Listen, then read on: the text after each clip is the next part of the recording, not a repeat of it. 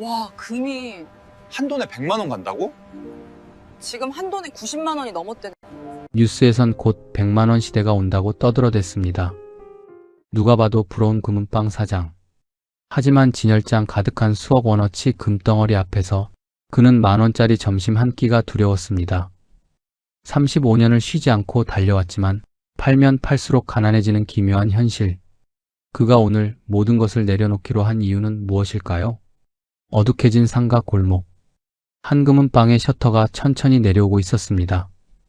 오늘도 손님은 없었습니다. 진열장 안 금목걸이들은 조명 아래 반짝였지만 사장의 얼굴엔 그림자만 가득했습니다. 그는 62세, 이 가게를 35년째 지켜온 남자였습니다. 한돈에 90만 원을 넘어선 금값. 그의 진열장 속 금괴들은 가만히 있어도 몸값이 치솟고 있었습니다. 남들은 그를 부러워했습니다. 앉아서 돈 벌어 좋겠네요. 금은방 사장님은 걱정 없으시겠어요. 하지만 그가 아는 진실은 달랐습니다. 오늘 매출은 0원. 월세와 고정비는 500만 원씩 나갑니다. 진열장엔 수억 원어치 금이 쌓여 있지만 만원짜리 점심 한 끼 사 먹는 게 두려운 하루하루였습니다. 그는 오늘 35년 지켜온 가게의 문을 닫기로 결심했습니다. 대체 무슨 일이 있었던 걸까요? 사연 시작하기 전에 잠시 구독과 좋아요 버튼 한번 눌러주세요. 평범한 사람들의 진짜 이야기, 숨겨진 사연들을 이 채널에서 매일 전해드립니다. 지금부터 그 이야기를 시작하겠습니다. 안녕하세요. 저는 권만수입니다. 올해 62입니다. 요즘 금값이 치솟는다는 뉴스 자주 들어보셨을 겁니다.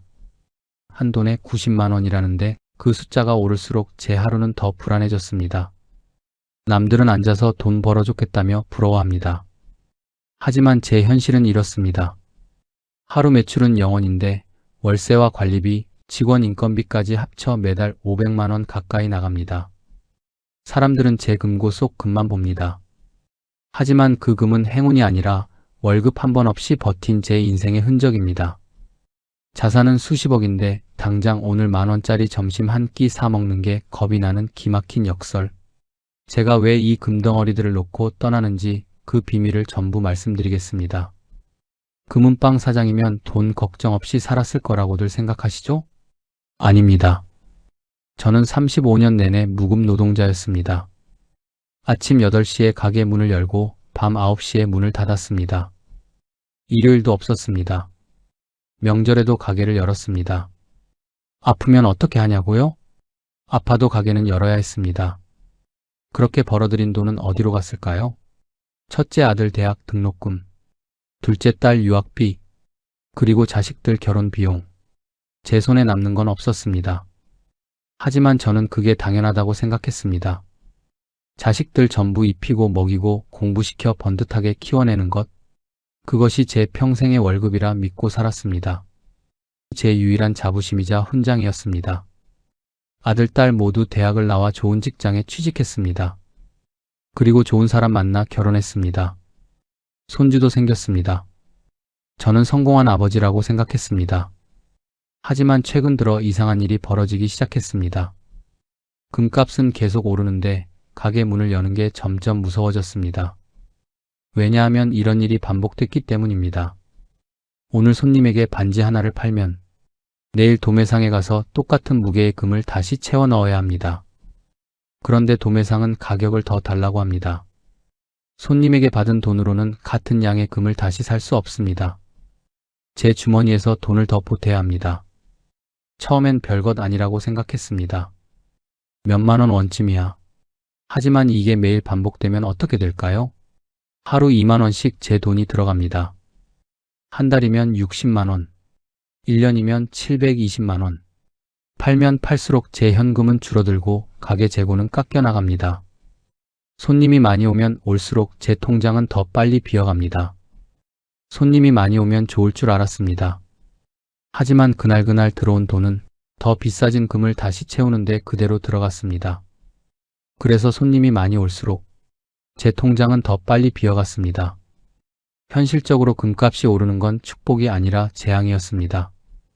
진열장엔 수억 원어치 금이 쌓여 있지만 밖에 나가 10,000원짜리 순대국 한 그릇 사 먹는 것도 망설여지는 날들이었습니다. 이게 뭐 하는 짓인가? 어느 날 밤 저는 빈 가게에 혼자 앉아 있었습니다. 진열장 속 금들이 조명 아래서 반짝였습니다. 저 금들의 가치를 다 합치면 수억 원입니다. 하지만 제 지갑 속엔 5만 원밖에 없었습니다. 통장 잔고는 200만 원.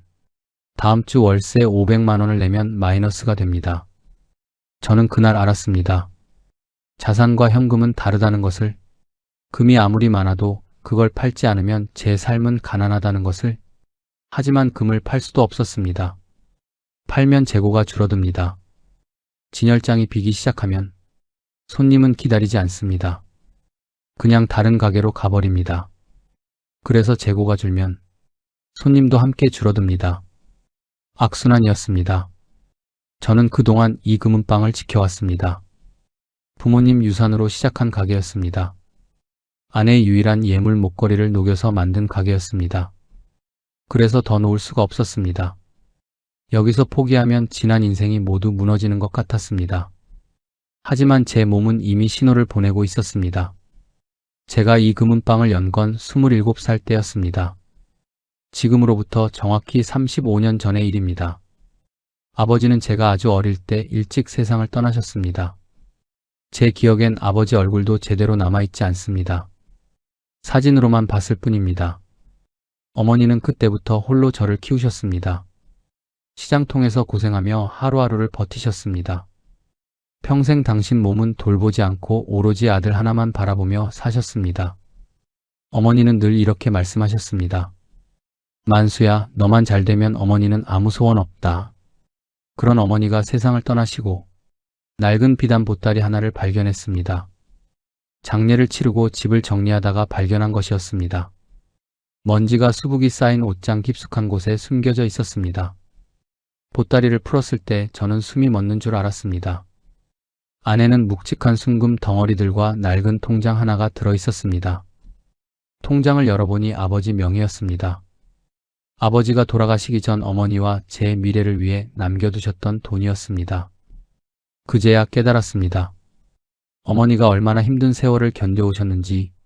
어머니는 그 금을 당신 몸이 아파 병원비가 급할 때도 단 한 돈도 팔지 않고 30년 가까이 지켜오셨던 겁니다. 동네 사람들이 말했습니다. 권 씨 병원 좀 가봐요. 얼굴이 너무 안 좋아요. 하지만 어머니는 번번이 거절하셨습니다. 괜찮아. 좀 쉬면 나아. 병원비가 아까워서가 아니었습니다. 그 금은 팔았다가 다시는 되돌릴 수 없는 남편의 마지막 흔적이었기 때문입니다. 어머니는 그걸 지키는 게 곧 저를 지키는 일이라고 믿으셨습니다. 어머니에게 그 금은 단순한 귀금속이 아니었습니다. 남편의 마지막 흔적이었고 아들의 인생을 지켜줄 최후의 보루였습니다. 저는 그 보따리를 안고 한참을 울었습니다. 어머니, 왜 이렇게까지 하셨어요? 막 결혼한 아내가 제 어깨를 토당이었습니다. 당신 어머님 마음을 헛되게 하면 안 돼요. 아내의 말이 맞았습니다. 어머니가 평생을 지켜온 이 유산을 제대로 써야 했습니다. 금은방을 해보는 게 어때요? 금은 변하지 않잖아요. 아내의 제안이었습니다. 저도 같은 생각이었습니다. 하지만 문제가 있었습니다. 금만 있다고 장사를 할 수는 없었습니다. 목 좋은 자리에 가게를 얻을 보증금, 인테리어 비용, 진열장과 금고 구입비, 계산해보니 아버지가 남긴 돈으로는 턱없이 모자랐습니다. 재고는 채울 수 있어도 가게를 차릴 수 없었습니다. 고민에 빠진 저를 보며 아내가 방으로 들어갔습니다. 잠시 후 나온 아내의 손엔 작은 보자기가 들려 있었습니다. 당신 이거 쓰세요. 보자기를 풀자 금목걸이와 금반지들이 쏟아져 나왔습니다. 아내가 시집 올 때 친정에서 가져온 예물들이었습니다. 이건 안 돼요. 당신 유일한 예물인데. 괜찮아요. 금은방 하면 더 좋은 거 가질 수 있잖아요. 아내는 그게 끝이 아니었습니다. 봉투 하나를 더 꺼냈습니다. 이건 엄마가 몰래 챙겨주신 쌈짓돈이에요. 장모님이 남몰래 챙겨주신 돈이었습니다. 딸이 시집가며 혹시 모를 어려움을 대비해 쥐어주신 것이었습니다. 이것까지 어떻게 써요? 당신은 정직하니까 부모님이 물려주신 이 금들 꼭 귀하게 써서 성공시킬 수 있을 거예요. 아내의 눈빛엔 확신이 담겨 있었습니다. 저는 그날 깨달았습니다. 부모님의 일생이 담긴 유산, 그리고 아내와 처가의 정성까지 담긴 그 돈. 그건 제게 단순한 미천이 아니라 반드시 지켜내야 할 목숨과도 같았습니다. 상가 구석의 작은 5평짜리 가게. 거기서 저는 한 가지 철칙을 세웠습니다. 절대 속이지 말자. 어머니가 마지막으로 남기신 말씀이 떠올랐습니다. 꼭 귀하게 써라. 귀하게 쓴다는 건 정직하게 쓰는 것이라고 생각했습니다. 그때는 몰랐습니다. 이 가게가 제 인생을 지켜줄 줄만 알았지 언젠가는 제 인생을 붙잡고 놓아주지 않을 줄은요. 금 순도를 속이지 않았습니다. 무게를 단 0.1g도 속이지 않았습니다. 가격을 부풀리지 않았습니다. 처음엔 손님이 거의 없었습니다. 하루 종일 앉아 있어도 한 명도 안 오는 날이 많았습니다. 하지만 단 한 명이 와도 정직하게 대했습니다. 그렇게 입소문이 나기 시작했습니다. 저기 새로 생긴 금은빵 사장 정직해. 값도 제 값 다 쳐주고. 바가지 안 씌워. 단골이 하나둘 생겼습니다. 5년이 지나니 가게를 조금 넓힐 수 있었습니다. 10년이 지나니 진열장이 3개로 늘었습니다. 20년이 지나자 동네에서 제법 알아주는 금은빵이 됐습니다. 30년이 넘어서는 이 상가에서 가장 오래된 신뢰의 상징이 되었습니다. 주변 가게들은 다 바뀌었지만 저희 금은빵만은 그 자리를 지켰습니다. 지금 제 금고 속 금들은 하늘에서 떨어진 행운이 아닙니다. 부모님의 일생과 아내의 희생, 그리고 처가의 믿음이 겹겹이 쌓인 지난 세월의 결정체입니다. 그래서 더 놓을 수가 없었습니다. 이 가게를 지키는 것이 부모님의 유산을 지키는 것이라 믿었기 때문입니다. 금은빵 사장이라고 하면 사람들은 착각합니다. 돈 걱정 없이 살았을 거라고 생각합니다. 금 장사하면 돈 많이 벌겠네요. 사장님은 편하시겠어요. 아닙니다. 이게 무슨 말이냐고요? 1년 내내 쉬지 않고 일해서 순수하게 손에 쥐는 돈이 한 3천만 원쯤 됐습니다. 당시 직장인들 몇 년치 연봉이니 큰 돈이었죠. 그런데 그 돈 제 통장에 하루도 머물지 못했습니다. 큰아들 대학 등록금에 생활비 보태주고 둘째 딸 학원비 대고 나면 제 손엔 담뱃값 몇 푼 안 남았습니다.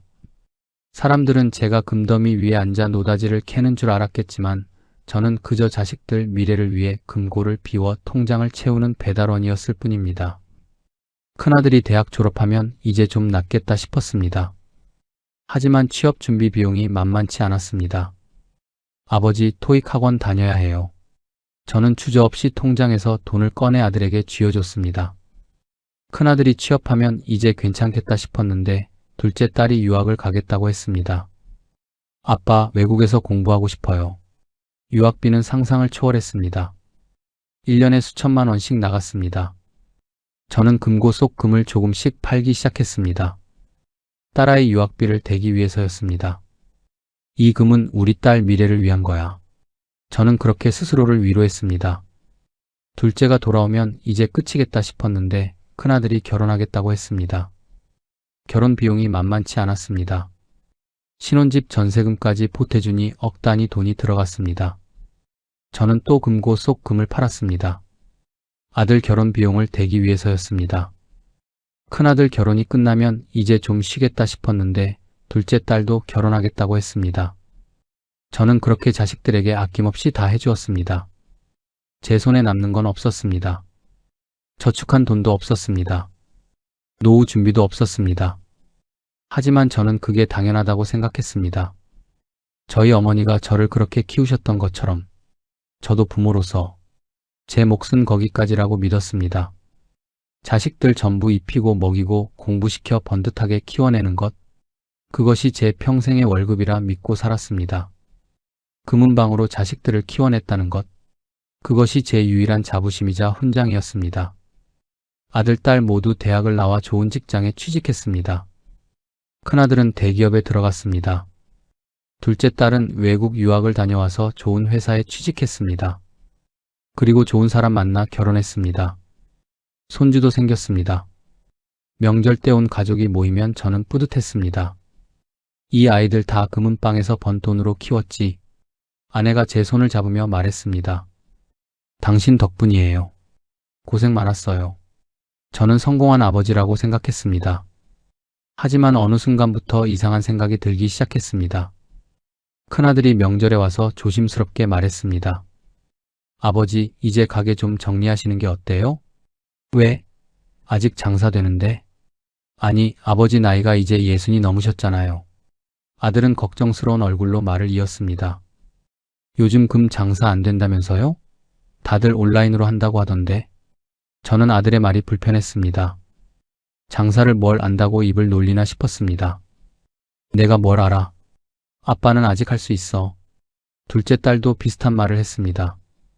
아빠, 건강 챙기셔야 해요. 요즘 안 좋아 보이세요? 괜찮아. 아빠 건강해. 아니에요.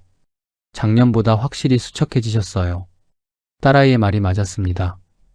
저는 최근 몇 년 사이에 몸무게가 많이 빠졌습니다. 밥을 먹어도 체하고 잠을 자도 개운하지 않았습니다. 허리도 아프고 다리도 저렸습니다. 하지만 인정하고 싶지 않았습니다. 아빠는 아직 젊어. 이 정도는 거뜬해. 저는 자식들 앞에서 괜찮은 척했습니다. 하지만 집에 혼자 있을 때는 달랐습니다. 거울을 보면 낯선 노인이 서 있었습니다. 흰머리 투성이에 주름 투성이인 얼굴. 내가 언제 이렇게 늙었지? 27에 시작한 가게. 지금 62, 35년이 흘렀습니다. 제 청춘은 다 어디로 간 걸까요? 아내도 늙었습니다. 함께 시작했던 그 젊은 아내는 이제 허리가 굽은 할머니가 되어 있었습니다. 어느 날 아내가 조심스럽게 말했습니다. 여보, 우리 언제 여행 한번 가요? 여행? 가게는 누가 봐? 직원 있으니까 하루 이틀 정도는 쉬어도 되잖아요. 아내의 목소리엔 서운함이 묻어 있었습니다. 우리 그동안 제대로 된 여행 한번 못 가봤잖아요. 맞는 말이었습니다. 저희 부부는 신혼여행도 제대로 못 갔습니다. 이틀 만에 돌아와서 가게 문을 열었었습니다. 그 이후로 제대로 된 여행 한번 가본 적이 없었습니다. 가게를 누군가에게 온전히 맡긴 적은 단 한 번도 없었습니다. 금은방은 하루만 자리를 비워도 사고가 날까? 분실이 생길까? 거래가 어긋날까? 마음이 놓이지 않는 장사였기 때문입니다. 저는 아내에게 그렇게 말했습니다. 미안해. 좀만 더 버티면, 그 조금만 더는 매출이 조금만 나아지면이었고, 금값이 조금만 안정되면이었고, 아이들 인생이 조금만 정리되면이었습니다. 하지만 그 조금만 더가 언제 끝나는지는 저도 알지 못했습니다. 자식들이 그만두라고 할 때 저는 그게 그저 저를 걱정해서 하는 말인 줄 알았습니다. 아빠가 늙어서 걱정되니까 그러는 거겠지. 하지만 진짜 공포는 다른 곳에 있었습니다. 금값이 오르면 제가 떼돈을 버는 줄 아시죠? 뉴스에서도 그렇게 나옵니다. 금값 사상 최고가 경신, 금 투자자들 환호. 하지만 현실은 정반대였습니다. 금은방은 장신구를 팔아 마진과 세공비를 남겨야 월세도 내고 밥도 먹습니다. 그런데 금값이 너무 오르니 손님의 종류가 바뀌었습니다. 예전에는 결혼 예물 사러 오는 젊은 커플들, 돌반지 사러 오는 젊은 엄마들, 선물용으로 목걸이 사러 오는 손님들이 많았습니다. 하지만 요즘은 다릅니다. 사장님, 이거 얼마 받을 수 있어요? 할머니들이 평생 모은 금반지를 들고 오십니다. 금값이 올랐으니 지금 팔면 좋은 값을 받을 수 있다는 걸 아시는 겁니다. 저는 정확히 재서 정당한 값을 드렸습니다. 할머니들은 만족하며 돌아가셨습니다. 사온 금은 다시 가공해서 진열장에 채워야 하는데 여기서 문제가 시작됐습니다. 진짜 기가 막힌 건 재고 보충의 공포였습니다. 오늘 손님에게 반지 하나를 80만 원에 팔았다고 치면 내일 도매상에 가서 똑같은 무게의 금을 다시 채워 넣으려니 금값이 올라 82만 원을 달라고 합니다. 하루 사이에 금값이 오른 겁니다. 손님에게 받은 80만 원으로는 같은 양의 금을 다시 살 수 없습니다. 제 주머니에서 2만 원을 더 보태야 합니다. 처음엔 별것 아니라고 생각했습니다. 2만 원쯤이야. 하지만 이게 매일 반복되면 어떻게 될까요? 하루 2만 원씩 제 돈이 들어갑니다. 한 달이면 60만 원, 1년이면 720만 원입니다. 팔면 팔수록 제 현금이 줄어들고 가게 재고는 깎여 나갔습니다. 물론 금을 사러 오는 손님도 있었습니다. 요즘 같은 불경기에 금이 안전한 투자처라고 생각하는 분들이었습니다. 사장님, 골드바 있어요? 투자용으로 좀 사려고요. 이런 손님들은 반가웠습니다. 하지만 문제가 또 있었습니다. 온라인 시세가 한 돈에 88만 원인데 여기는 92만 원이네요. 손님, 금은방은 물건값에 부가세 10%가 붙고 정교한 세공비가 들어갑니다. 저희 같은 소매점은 그렇게 안 받으면 월세도 못 내요. 그래도 4만 원 차이면 좀 많이 나는 것 같은데 손님들은 계산기를 두드리다가 고민했습니다. 그리고 절반은 좀 더 알아보고 올게요 라며 돌아갔습니다. 결국 사는 손님보다 파는 손님이 더 많았습니다. 저는 손님들이 가져온 금을 사드렸습니다. 현금이 나가고 금 재고는 늘어났습니다. 장부를 보면 자산은 분명히 늘어나고 있었습니다. 금의 가치가 오르니까요. 하지만 통장 잔고는 점점 줄어들었습니다. 이게 무슨 모순입니까? 자산은 수억 원인데 다음 달 월세 500만 원을 내려니 손에 쥔 현금이 빠듯했습니다. 쌓아온 금을 팔면 되지 않느냐고요? 그게 쉽지 않았습니다. 진열장 속 저 금들은 그냥 금이 아니었습니다. 한 푼 한 푼 모은 제 인생이었습니다. 부모님 유산으로 시작해서 지켜온 것들이었습니다. 이걸 팔면 내 인생이 무너지는 것 같아 저는 차마 금을 팔 수가 없었습니다. 대신 생활비를 줄이기 시작했습니다. 점심을 밖에서 사 먹는 대신 집에서 싸온 도시락을 먹었습니다. 커피값도 아꼈습니다. 택시는 절대 타지 않았습니다. 저는 스스로를 다독였습니다.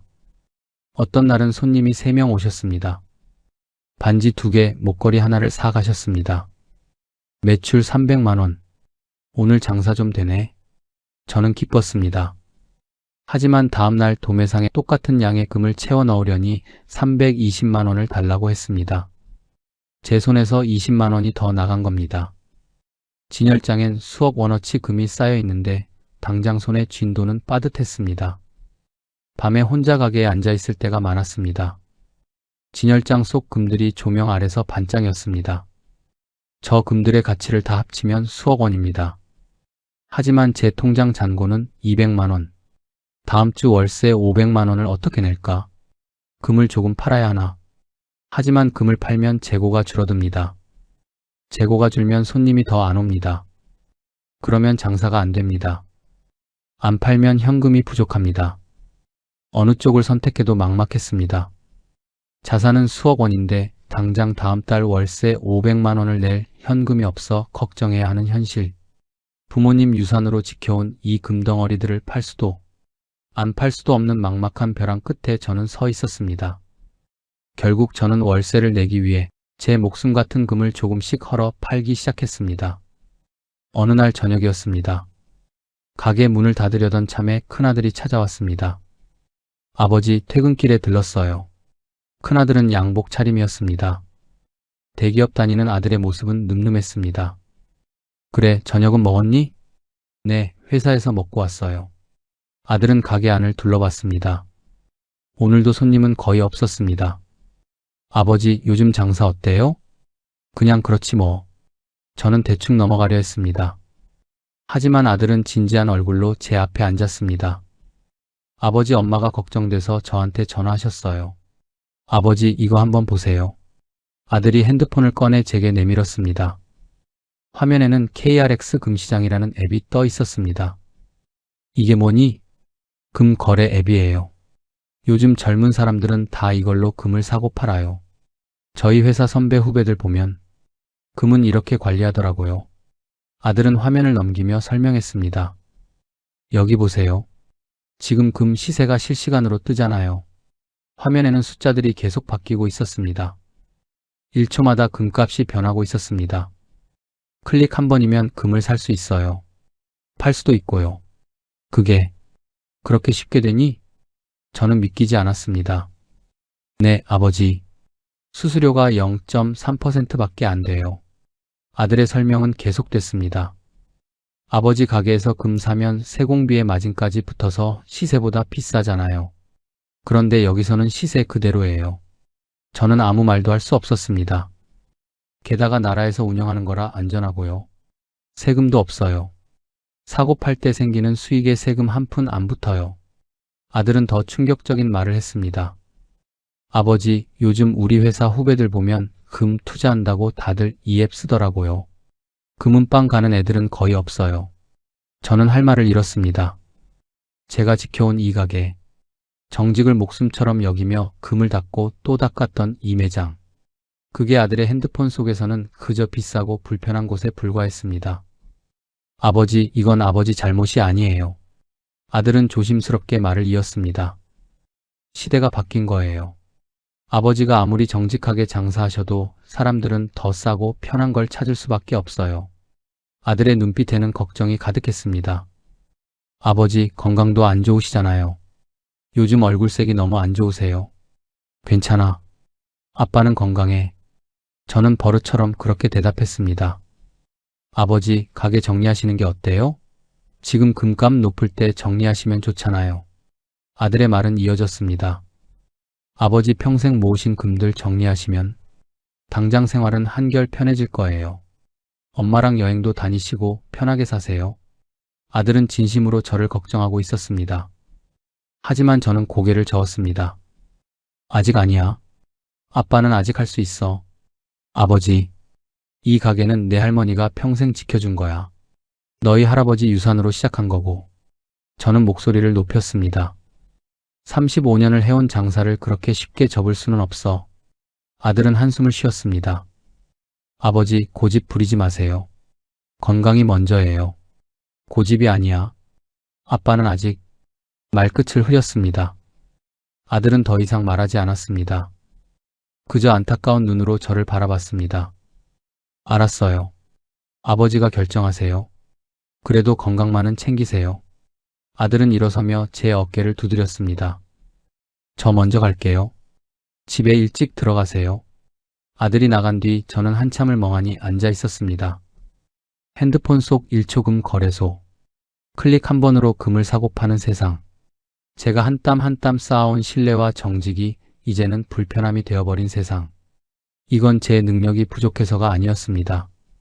시대가 완전히 바뀌어버린 것이었습니다. 하지만 저는 인정하고 싶지 않았습니다. 아직 아니야. 조금만 더 버티면. 저는 스스로에게 되뇌었습니다. 며칠 후 둘째 딸도 찾아왔습니다. 아빠, 오빠한테 들었어요. 가게 정리 안 하신다고요? 그래. 아빠는 아직 할 수 있어. 아빠, 고집 부리지 마세요. 엄마도 걱정하세요. 딸아이도 같은 말을 했습니다. 우리가 이제 다 컸잖아요. 아빠 이제 쉬셔야 해요. 자식들은 모두 저를 걱정했습니다. 하지만 저는 들을 수가 없었습니다. 35년을 지켜온 이 가게를 놓는다는 건 제 인생 전부를 놓는 것 같았습니다. 걱정 마. 아빠가 알아서 해. 저는 자식들의 걱정을 외면했습니다. 아내도 조심스럽게 말했습니다. 당신 애들 말이 맞는 것 같아요. 당신마저 그러면 어떡해? 저는 화를 냈습니다. 이 가게는 당신이 예물 녹여서 만든 거잖아. 어떻게 쉽게 놓을 수 있어? 아내는 더 이상 말하지 않았습니다. 그저 한숨만 쉬었습니다. 저는 계속 버텼습니다. 매일 가게 문을 열었습니다. 손님이 없어도 진열장을 닦았습니다. 하지만 상황은 나아지지 않았습니다. 저는 계속 버텼습니다. 하지만 제 몸은 정직했습니다. 어느 날 아침 일어나는데 어지러웠습니다. 침대에서 일어서려는데 눈앞이 핑 돌았습니다. 가게에 나갔습니다. 평소처럼 문을 열고 진열장을 닦으려 했습니다. 그런데 손이 떨렸습니다. 점심때가 되었습니다. 밥을 한 숟가락 떴는데 삼키기가 힘들었습니다. 속이 불편했습니다. 오후가 되자 허리가 아프기 시작했습니다.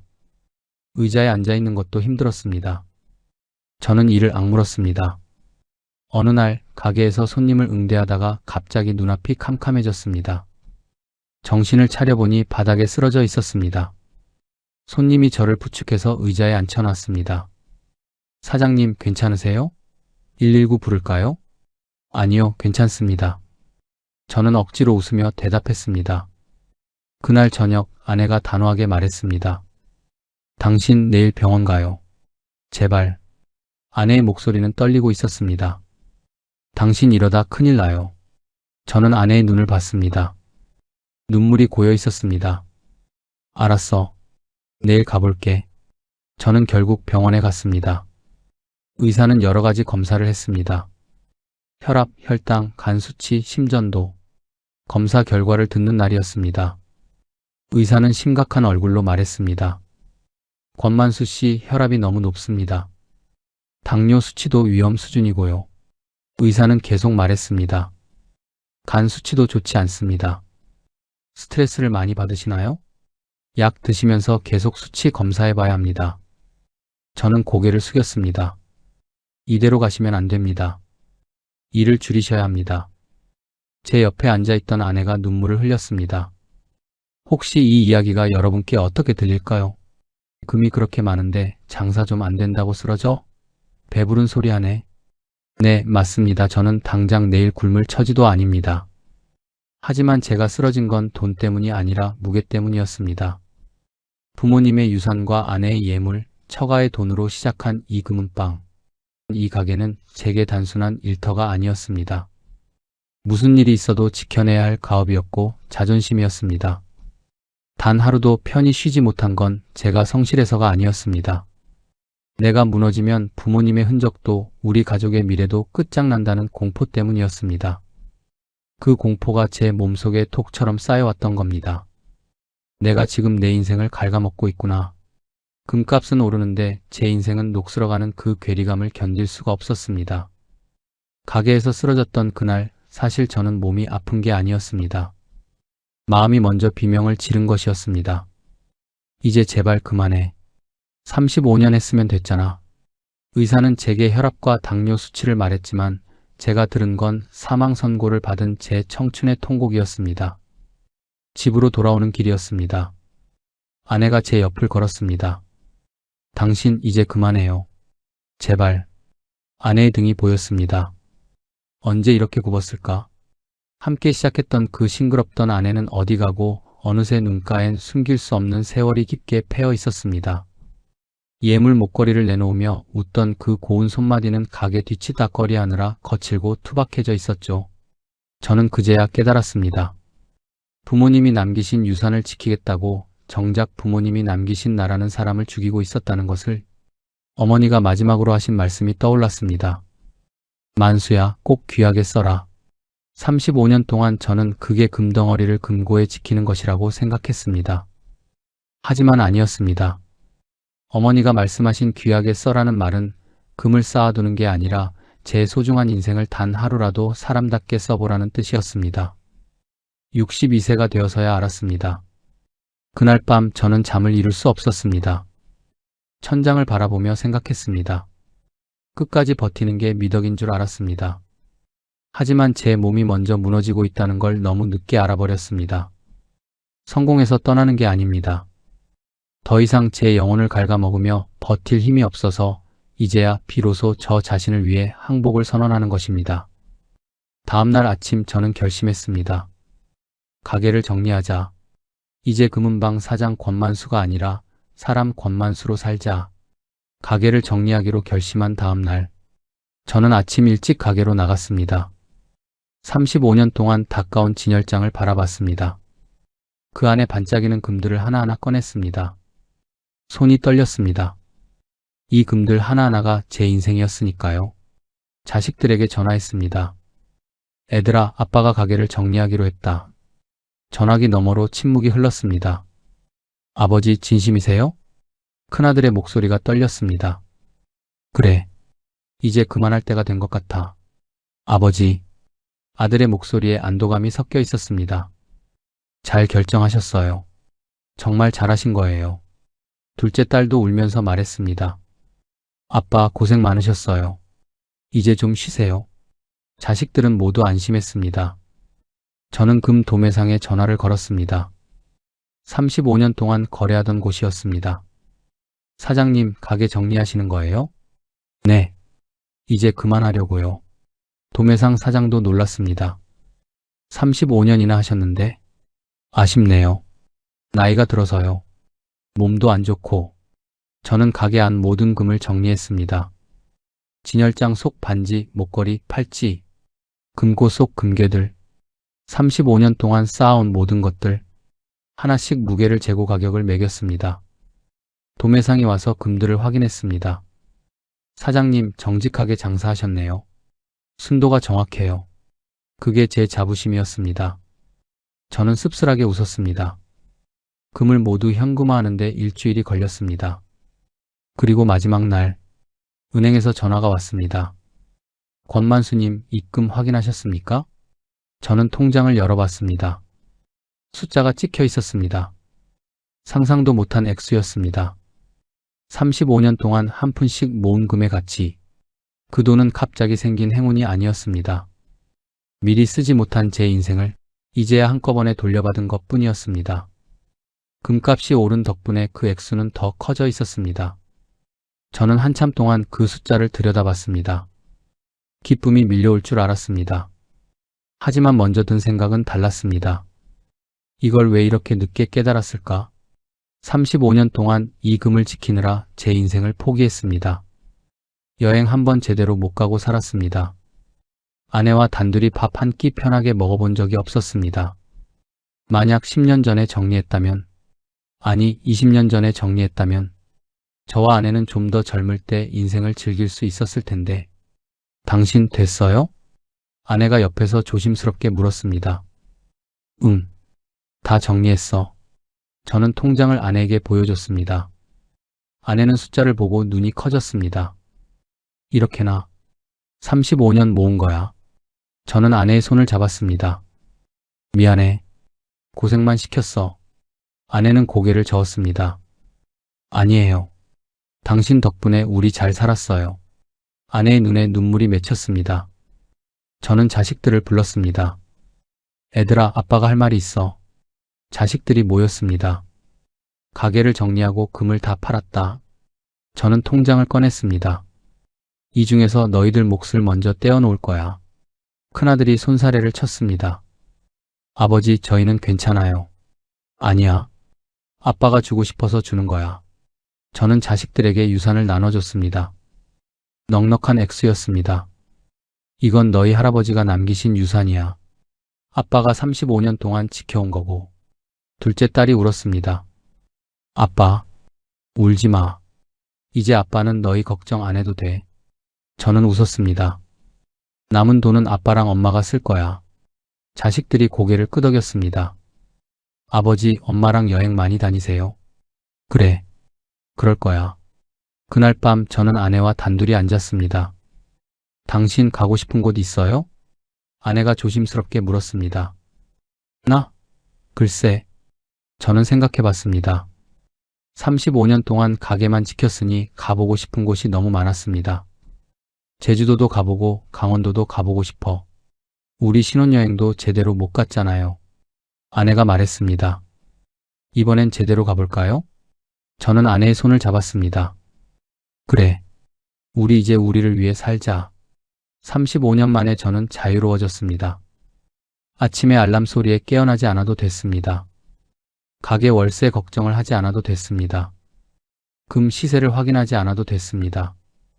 처음엔 이상했습니다. 뭘 해야 할지 몰랐습니다. 35년 동안 가게만 지켰으니 이제 뭘 하며 살아야 할지 막막했습니다. 하지만 천천히 적응했습니다. 아침에 늦게 일어나서 아내와 함께 산책을 했습니다. 점심은 맛있는 식당에 가서 편하게 먹었습니다. 오후엔 책을 읽거나 TV를 봤습니다. 평범한 일상이었습니다. 하지만 저에게는 35년 만의 선물이었습니다. 그동안 금 지키느라 여행 한 번 제대로 못 가고 살아온 아내. 이제 아내의 손을 잡고 남은 인생 그동안 미뤄둔 삶을 살기로 했습니다. 조용히 여행도 다니며 보내려 합니다. 솔직히 말씀드리면 금값이 처음 치솟기 시작할 때 저도 참 행복했습니다. 35년 전 부모님의 유산으로 시작한 제 금고 속 자산들이 하루가 다르게 몸값을 높여가는 걸 보며 그래, 내가 틀리지 않았어. 잘 버텼어 라고 스스로를 대견해 하기도 했습니다. 하지만 금은방 사장으로서 마주한 현실은 참으로 아이러니했습니다. 장사는 물건이 돌고 돌아야 활기가 생기는 법인데 금값이 너무 오르니 시장은 꽁꽁 얼어붙었습니다.